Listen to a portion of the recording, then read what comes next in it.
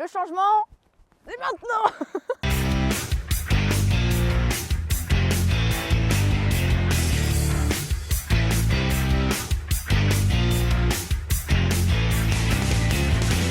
Hey, ça fait bientôt 10 mois que j'ai changé d'écurie pour pouvoir voir mon poney un petit peu plus régulièrement. Du coup, je suis passée de la Meuse à la région parisienne et crois-moi, ça fait un choc. Débarquer dans une nouvelle écurie, c'est toujours compliqué. Surtout que 1.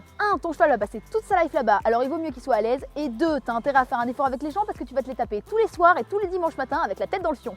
Une fois que tu as ciblé ce nouvel endroit, celui qui te fait vibrer, où ça sent les bonnes vibes et le foin frais, c'est le grand débarquement. Et là, il faut que tu donnes tout. J'ai la chance d'avoir un poney, ce qui me dote d'un potentiel sympathie instantané et qui m'évite donc cette situation. C'est quoi comme origine? Le taux de somme... Ah, les sémilles, j'adore! Non, juste le somme, le vrai somme, fois groseille. Ah. Moi, c'est plutôt ça. Ah, c'est lui le nouveau? Il est marrant.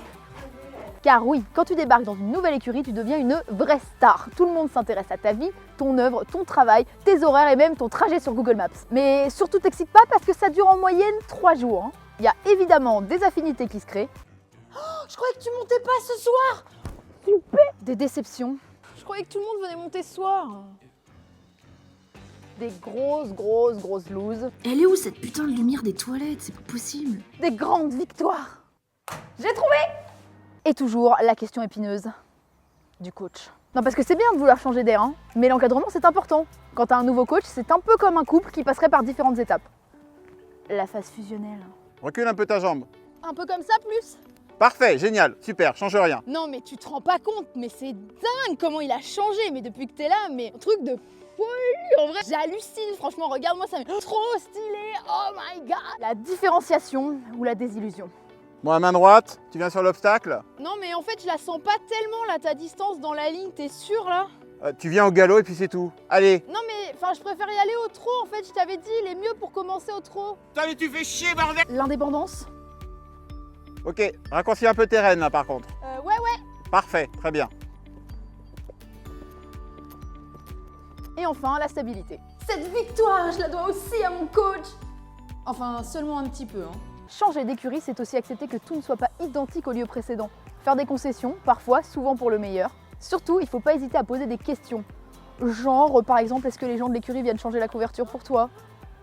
Et pas revenir pour rien. Aussi, sache que tu passeras sans doute par ce type de moment.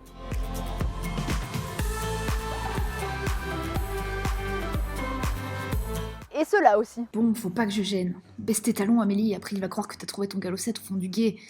Elle a vraiment une sale tête avec sa bombe, elle. First Lady en plus, bah ça se fait pas chier, hein. Laisse la piste, laisse la piste.